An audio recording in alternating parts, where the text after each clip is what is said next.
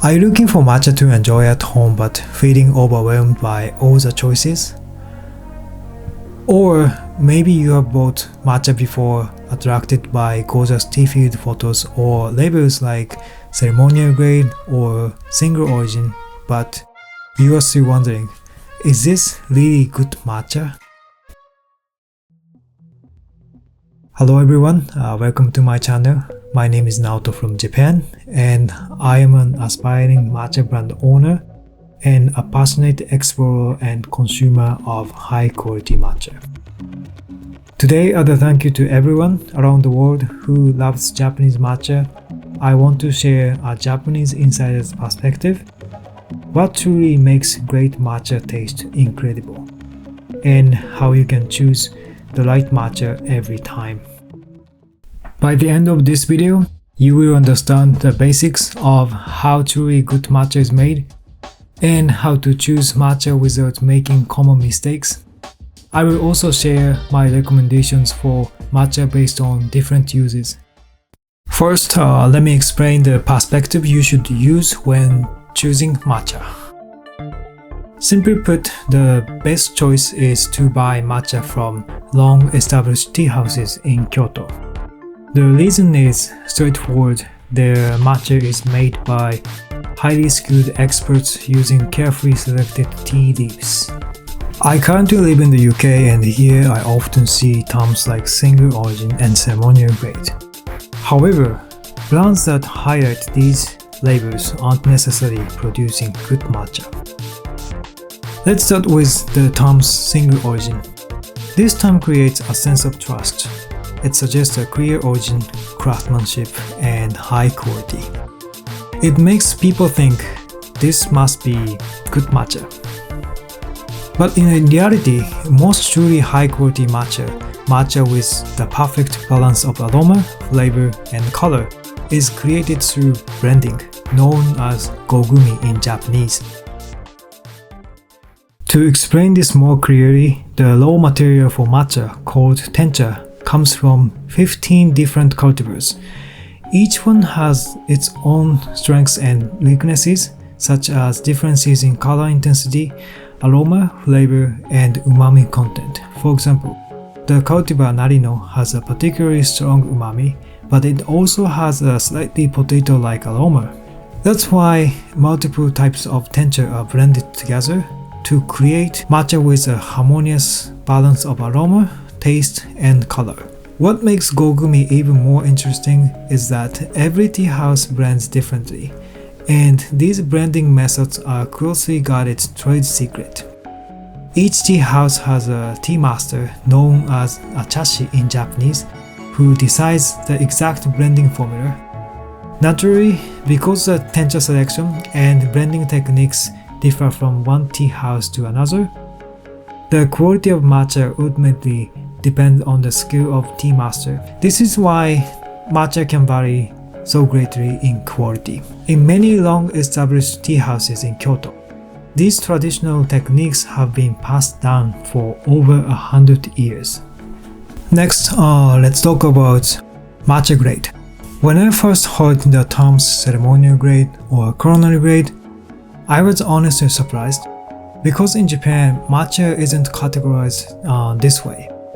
I was also shocked to learn that some products sold as coronary grade matcha wouldn't even qualify as matcha under Japan's definition. In Japan, matcha grades are often defined independently by each tea producer, so the standards and quality can vary. There is no single unified grading system that guarantees quality. Instead, matcha is traditionally categorized based on how it's used, mainly for usucha or koicha. Usucha is prepared by whisking about 2 grams of matcha with roughly 70 milliliters of hot water. Koicha is very different. You use about 4 grams of matcha with only around 40 milliliters of hot water, kneading it into a thick, rich consistency. Because koicha is so concentrated, any bitterness or astringency becomes very noticeable. For that reason, lower grade matcha is never used. Only high grade matcha is suitable for koicha. These two styles have been used differently throughout the history of Japanese tea ceremony. Usucha is served at relatively casual tea gatherings, so mid-grade matcha is often used. Koicha, on the other hand, plays a central role in formal tea ceremonies, which is why only top-grade matcha is chosen. When I realized this, something clicked. Most matcha sold by long-established tea houses in Japan is produced specifically for tea ceremony, either for koicha or usucha.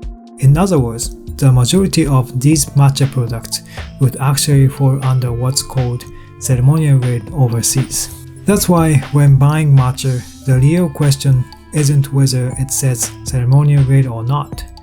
What truly matters is whether the matcha is intended for koicha or usucha. So, how can you tell the difference? You can check the product description or look at the name.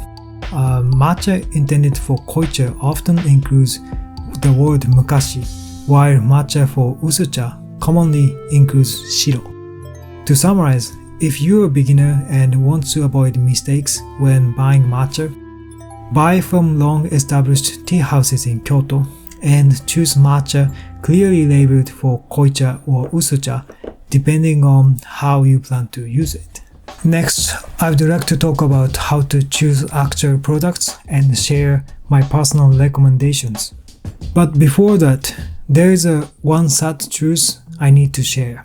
If you have tried matcha before and then thought this tastes awful like grass, that product might not have been real matcha at all. Popular and trendy products often comes with imitations. According to a book called All About Matcha, written by Hideki Kuwabara, it said that around 60% of the matcha produced across Japan is actually fake. So what does fake matcha mean?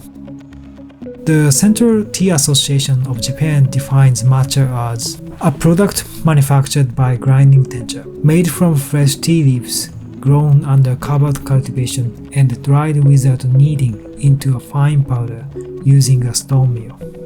Covered cultivation is essential by blocking about 95 to 98% of sunlight.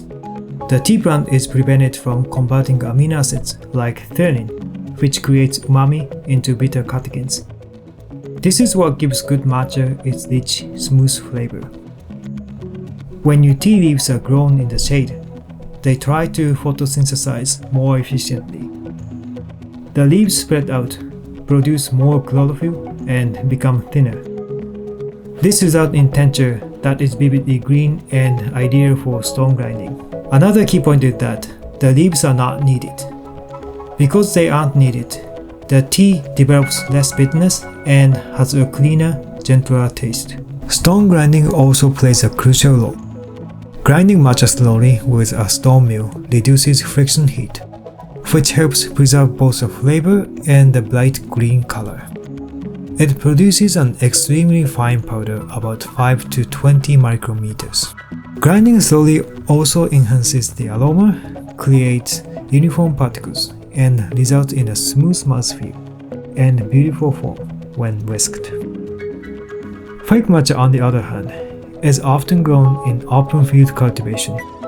Compared to covered cultivation, open field cultivation requires less effort and cost, or ground using methods other than stone mills. Because it isn't made using proper process, it tends to be bitter, low in aroma, and dull in color. Now, let's move on to recommended matcha grades based on how you plan to use them. And I will also introduce specific matcha blends afterward. First, I want to talk about matcha grades by use. This is especially for people who don't drink matcha very often, so I will keep it simple and focus on 3 main uses. If you're a beginner and want to drink matcha on its own, like koicha or usucha, I recommend choosing a matcha that's sweet and low in bitterness, something that would appear in the upper right area of this chart. Matcha used for usucha can often taste too bitter for beginners at first. If you plan to drink matcha as a latte and you prefer a sweeter taste, matcha intended for koicha works very well. That said, depending on the type of milk you use, the matcha flavor can sometimes get overpowered by the milk. If you really want to enjoy the flavor of matcha, I personally recommend using oat milk. If you usually enjoy bitter coffee and want to taste a bit of matcha's natural bitterness, then matcha used for usucha is a better choice for you. Finally, for baking and desserts, I recommend using a lower grade matcha used for usucha, one with a noticeable bitterness. Using a lower grade helps bring out a strong, clear matcha flavor in sweets. If you use high-grade matcha for baking, like matcha used for koicha, it not only becomes very expensive, but its delicate and refined flavor often gets lost when mixed into desserts. So where should you buy matcha based on these different uses? For beginners, I especially recommend Marukyu Koyamaen and Ippodo Tea. Of course, Japan has many outstanding matcha brands, but because there are so many products, it's easy to feel unsure which one to choose. These two brands stand out because their grading system and flavor descriptions are very clear. You can tell at a glance which matcha to buy. Ippodo, for example, presents 4 flavor characteristics in an easy-to-read chart like this. Marukyu Koyamaen, on the other hand, displays a clear lineup of their matcha, showing the unique qualities of each one. From what I have researched, Ippodo matcha is available through their official US online store. In the UK, a shop called Japan Center carries matcha from Marukyu Koyamaen. There are also a few other brands I would like to mention. While they don't use chart and slightly less beginner friendly, their quality is excellent. One example is Yamamasa Koyamaen. In the United States, their matcha appears to be available through a retailer called usucha Matcha. Another notable tea house is Ito Ryoen Chaho, founded in 1875. The founder originally aspired to become a doctor, but instead chose the path of tea, believing it could contribute to people's health, and the philosophy remains at the heart of the brand today. I shared 4 brands today, but I will be sharing more matcha recommendations and detailed reviews in separate videos. That's all for this video. What do you think? I'd like to hear your thoughts, your questions, or even your own favorite matcha. Please share them in the comment. I will continue posting videos all about matcha, and my ultimate goal is to create my own matcha brand someday. If you enjoyed this video, please like and subscribe. It really helps.